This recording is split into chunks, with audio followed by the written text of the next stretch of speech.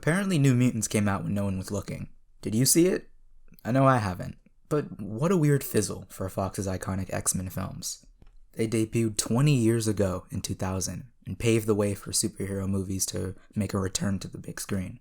And with 13 films, they've become the 8th highest grossing film series of all time. I mean, without these, there'd be no Avengers, no Guardians of the Galaxy, no Spider-Man, and definitely no Spider-Man. I watched Days of Future Past the other day, and it still holds up even if it's only been about 6 years. But I was thinking about the weird long production history of all these, and thought it'd be nice to take a stroll down memory lane about how they came to be. So, come along with me as we go through the complete history of the production of the X-Men films. Discussions of an X-Men film started as early as 1984, with various screenplays and pitches developed.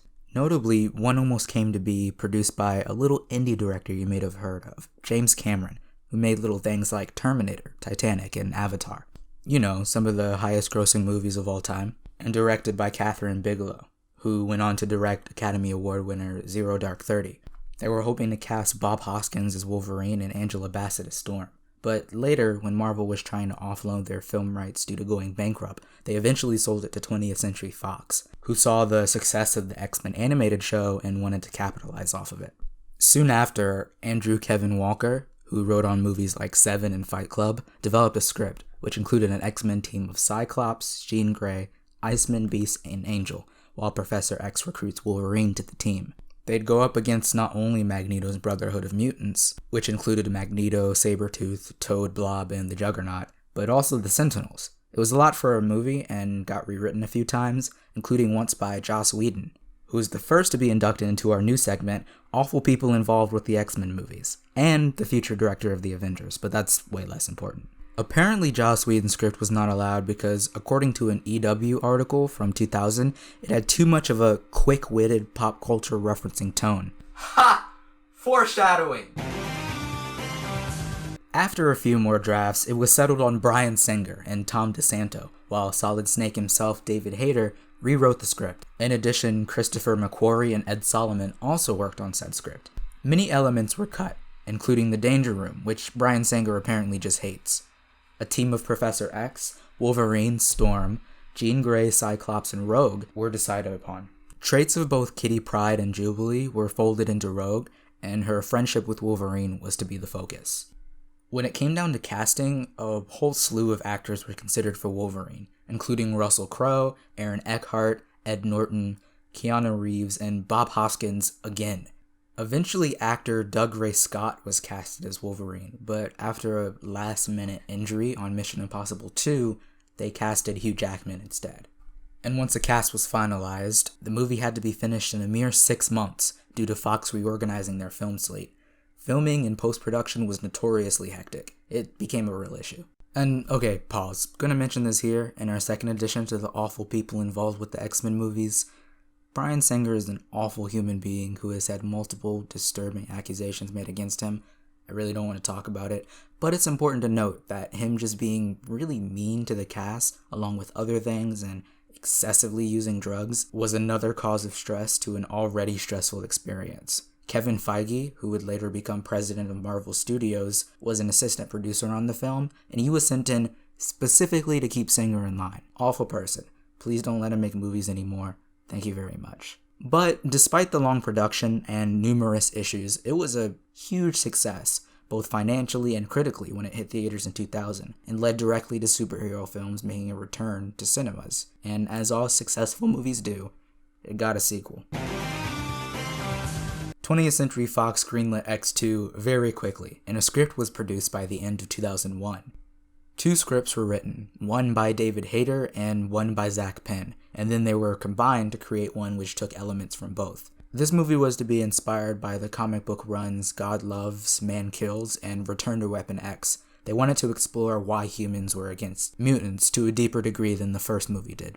As time went on, a handful of characters and concepts were cut, including the Danger Room again, as well as Beast and Angel, who would go on to feature in X3. Most notably, Nightcrawler and Lady Deathstrike were added to the cast, with William Stryker being the human villain. Fox had a heavier hand in making changes designed to market the film, cutting scenes of Cyclops' development, and adding more screen time to Halle Berry's Storm, as Barry had recently won an Oscar.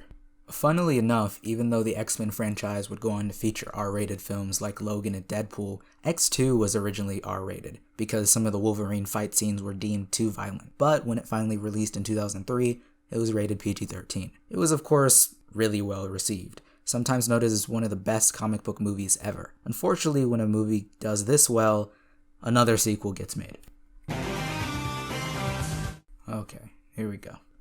X-Men 3 The Last Stand was greenlit, and Bryan Singer left working on it to go make Superman Returns. Finally! He worked on part of the script, focusing on Jean Grey coming back to life as the cliffhanger at the end of X2 implied. This was intended to be the only story in the film, with Emma Frost being the villain, played by Sigourney Weaver. However, when Singer left, other directors were considered, including Joss Whedon, Darren Aronofsky, and Alex Proyas. Eventually, Matthew Vaughn was chosen, and after making a few decisions left the project due to Fox's strict deadlines. Vaughn was eventually placed with Brett Ratner, leading us back to our segment, Awful People Involved with the X-Men Movies. Brett Ratner, also an awful person. Please don't let him make any movies anymore. If you're curious, Google it. Once again, 2 scripts were penned, one by Zach Penn and the other by Simon Kinberg, who you should remember for later, and combined to make a full script. Fox began to meddle here, and wanted to drop the Phoenix storyline and only focus on the cure. They also mandated Cyclops be murdered, because they claimed that you can't see his eyes, so you can't relate to him, which proves that no one understands Cyclops, but that's unimportant here.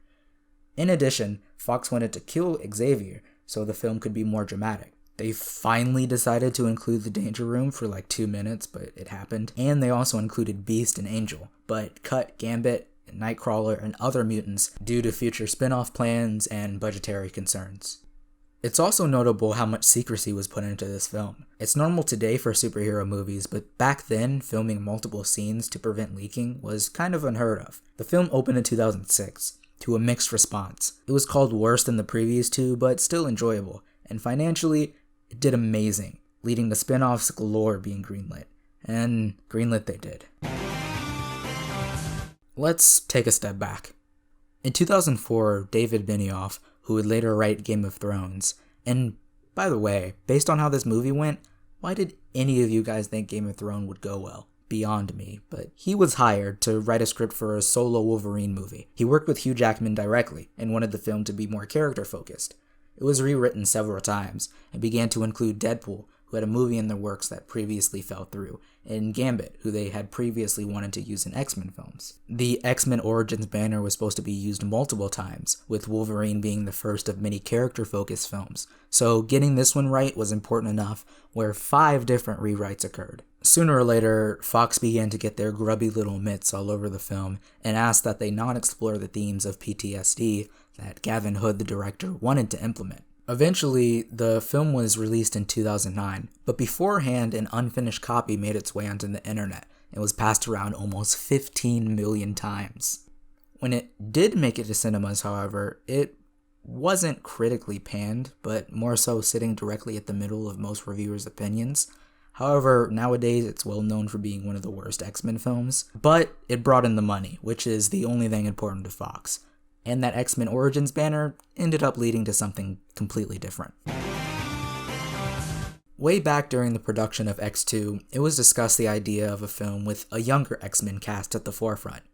A spin-off was commissioned, but cancelled. It fell through pretty quick. The general idea of it was held onto, but put onto the back burner.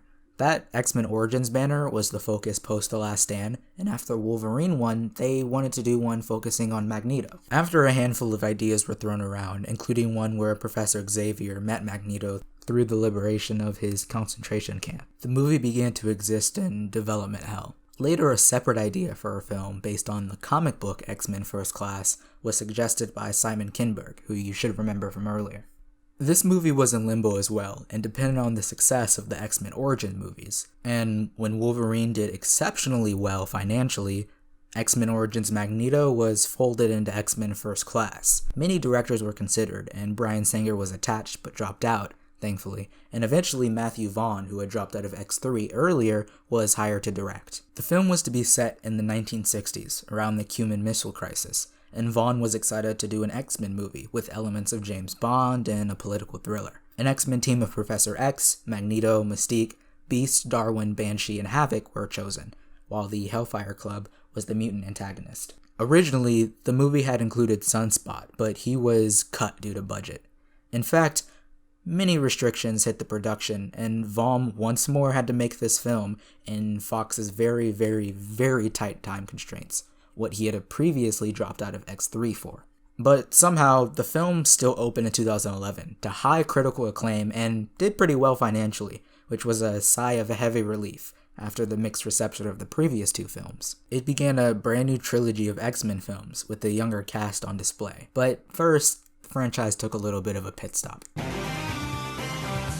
Did you forget that there were 3 Wolverine solo movies? Because I often forget there are 3 Wolverine solo movies. Origins Wolverine did well enough to warrant a sequel, one which would be set in Japan and influenced by the Japanese-centric Wolverine storylines from the comics. The screenplay was written by Christopher McQuarrie, who had worked on the first X-Men, and multiple directors were considered before settling on Darren Aronofsky, who dropped out after learning how long it would take him away from his family. James Mangold took his place, and casting followed, with Silver Samurai confirmed as the villain. The film released in 2013, and did rather well critically, but didn't hit the almost consistent highs that the previous had previously done financially. Which kinda sucks, because I'm not talking about my opinions of these movies that much, but The Wolverine is actually pretty good, and if you haven't seen it in a while, you might want to rewatch it if you have a chance. But in any case, it led directly into the next film, which was a return to form. Days of Futures Past was one of the many storylines the producers wanted to adapt, and it was decided to become a crossover between the old X-Men films and the new ones. Many characters were considered for the film, including Cable, Rachel Summers, Juggernaut, Nightcrawler, Psylocke, and Jubilee. It was soon confirmed that most of the first-class cast and the original movie's cast would be returning for the film. Simon Kinberg, Bryan Singer, Matthew Vaughn, and Jane Goldman worked on the script, and Bryan Singer directed it. But when it released in 2014, it did remarkably well, both critically and financially, pushed forward the first-class story, and ended the original cast story in a way much more satisfying than The Last Stand. It even got nominated for a Visual Effects Academy Award, the very first for a now 14-year-old franchise. And then, X-Men got weird, man. Hey, yeah, I wanna shoot, baby. Alright, let's back up again. Way back in 2000, when Marvel was throwing character rights around, they had sold Deadpool to New Line Cinema. David S. Goyer and Ryan Reynolds were attached way back in 2004, but it ended up falling through. Later, in 2005, Fox also wanted to make a Deadpool movie, and very far down the line, he was put into X-Men Origins Wolverine, where Ryan Reynolds was eventually casted, and the entirety of the world thought it was the worst part of the film. But X-Men Origins still did well financially, so Deadpool had his movie in production, but apparently without the elements that made him hated in Origins. After running through a few scripts and directors, Tim Miller became attached, and they got very close to having Fox say yes. But then Ryan Reynolds starred in Green Lantern, which sucks, and Fox was pretty sure they wanted nothing to do with him. And since Deadpool was going to be rated R, it was already seen as a risk. However, they allotted some money to create test footage, and then sent it to Fox, who still said no. After many tries, the test footage was leaked, and the internet lost it, leading to Fox greenlighting it after 10 full years. Many characters were considered, including Cannonball, Wire, Sluggo, and Cable, but they went with Colossus and Negasonic Teenage Warhead, as well as Copycat for the supporting cast. The movie did so well it became the highest grossing R-rated film in history, and highest grossing X-Men film to that point. It also did well critically, and was given very good ratings due to its comedic style, leading to the greenlighting of a sequel. But with any high comes really far down lows. Alright, we're not going to spend much time on this one. Before Deadpool 2, we got X-Men Apocalypse, another Bryan Singer directed X-Men film with a younger cast. Simon Kinberg worked on the script with Dan Harris and Michael Dougherty collaborating with him. Apocalypse was chosen as the villain, and younger versions of Storm, Gambit, Cyclops, Jean Grey, Nightcrawler, plus Angel and Psylocke. But Gambit was eventually cut. It was intended to end the trilogy of X-Men films that started with First Class. Basically, No one likes this one, and when it came out in 2014, it made less than Days of Future Past and was critically panned. No one really liked it, and it was clear that these mainline movies were going pretty downhill. But not without one last hurrah.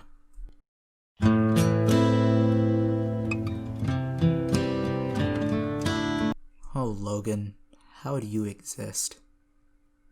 After 2013's The Wolverine, James Mangold and Hugh Jackman began to consider another Wolverine-based film. Fox greenlit it, and from the beginning, it was meant to be very different. The deep character exploration wanted to be done with Origins was the forefront. Mangold went so far as to call it a bloody and existential Little Miss Sunshine. Hugh Jackman was very close to the production of this film, and the relationship between Professor X and Logan would be at the forefront.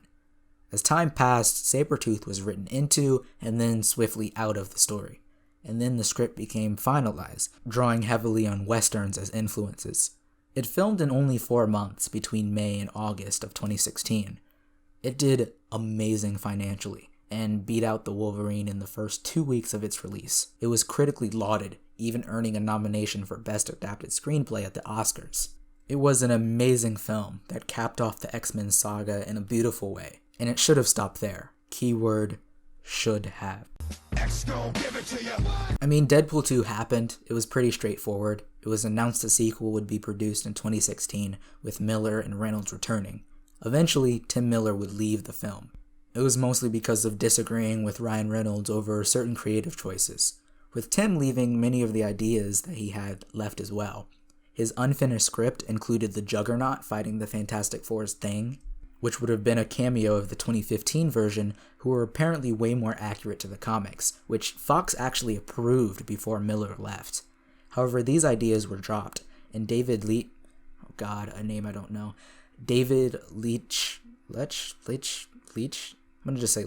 who had directed John Wick, was added into the film. Members of the X-Force were cast, including Domino, who would be played by Zazie Beetz.